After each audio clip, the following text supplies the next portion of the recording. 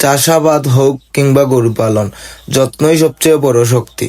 আজকের ভিডিওতে দেখাবো কিভাবে আমরা হিটে থাকা গরুকে সিমেন্ট দেই, তারপর মাঠে বায়ো ফার্টিলাইজার পাউডার দিয়ে সবজি চাষ করি। পুরো প্রক্রিয়াটা দেখলে আপনাদের অনেক উপকার হবে। তাহলে চলুন শুরু করি। সবাইকে নমস্কার, আশা করি আপনারা সবাই ভালো আছেন। সবার আগে আমি আপনাদের নিয়ে যাচ্ছি আমাদের খামারে। আজ সকালে দেখি আমাদের গরুটি হিটে এসেছে। গরুর আচরণ আর শরীরের নড়াচড়া দেখে খুব সহজেই বোঝা যায় যে গরু হিটে আছে। হিটের সঠিক সময় ধরাটা খুবই গুরুত্বপূর্ণ। যদি সময়টা মিস হয়ে যায় তবে সিমেন্ট দিলেও ফলাফল আসে না। তাই গরু হিটে আসা মাত্রই বীজ দেওয়া যাবে না। এখন দেখছেন আমাদের ডাক্তার সাহেব গরুটাকে সিমেন্ট দিচ্ছেন। তিনি অতি সতর্কতার সহিত ধীরে ধীরে পুরো প্রক্রিয়াটা করেন যাতে গরুর কোনো অসুবিধা না হয়। এই কাজটা ঠিকভাবে হলে গরুর বাচ্চা হওয়ার সম্ভাবনা অনেক বেশি থাকে। সিমেন্ট দেওয়ার পর গরুকে কিছু সময় বিশ্রাম দেওয়া হয় যাতে সে স্বাভাবিকভাবে শান্ত থাকে। ফার্মের কাজ শেষ করেই আমরা চলে এসেছি জমিতে। আপনাদের বিভিন্ন ভিডিওর মাধ্যমে দেখিয়েছিলাম যে আমাদের ফার্মের পাশেই আমরা সবজি রোপণের জন্য অনেক জায়গা প্রস্তুত করেছি।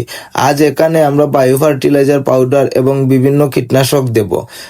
বায়ো ফার্টিলাইজার পাউডার হচ্ছে প্রাকৃতিক উপায়ে তৈরি হওয়া একটি গাছের জন্য খুবই নিরাপদ। এটি মাটির ভিতরে থাকা ভালো ব্যাকটেরিয়াকে শক্তিশালী করে, ফলে গাছ দ্রুত বেড়ে ওঠে। আর কিভাবে আমরা বায়ো ফার্টিলাইজার পানির সাথে মিক্স করি? প্রথমে পরিষ্কার পানিতে নির্দিষ্ট পরিমাণ পানি দিয়ে ভালোভাবে মিশ্রণ করে নেই। মিশ্রণটা যেন জমাট না থাকে, যেন পুরোপুরি মিশে যায়, এটা জরুরি। তারপর এই মিশ্রণটা গাছের গোড়ায় প্রয়োগ করা হয়। এই পদ্ধতিতে সমস্ত গোড়ায় দেওয়ার ফলে গাছের শিকড় শক্ত হয়। এছাড়া গাছের পাতা আরো সবুজ হয়, ফুল বেশি ধরে এবং শেষ পর্যন্ত ভালো ফলন হয়। বায়ো ফার্টিলাইজার ব্যবহার করলে রাসায়নিক সারের দরকারও কমে যায়। বায়ো ফার্টিলাইজার প্রয়োগ করার পর আমরা মালচিং পেপারের সাইডেই যে সরিষা, লাল শাক আর ধনেপাতা এই সবজিগুলো রোপণ করেছিলাম, এগুলো আসলে খুব দ্রুত বাড়ে, তাই নিয়মিত পানি দেওয়া খুব জরুরি। মোটর চালু করে এই পাইপ দিয়ে সরাসরি জমিতে পানি দিয়ে থাকি। এই সিস্টেমটা পুরো বেডে সমানভাবে পানি দেওয়া যায়। হাতে পানি দেওয়ার চেয়ে মোটর ব্যবহার করলে সময়ও কম লাগে এবং পানি নষ্টও কম হয়। পানি পাওয়ার পর গাছগুলো খুব দ্রুত সতেজ হয়ে ওঠে।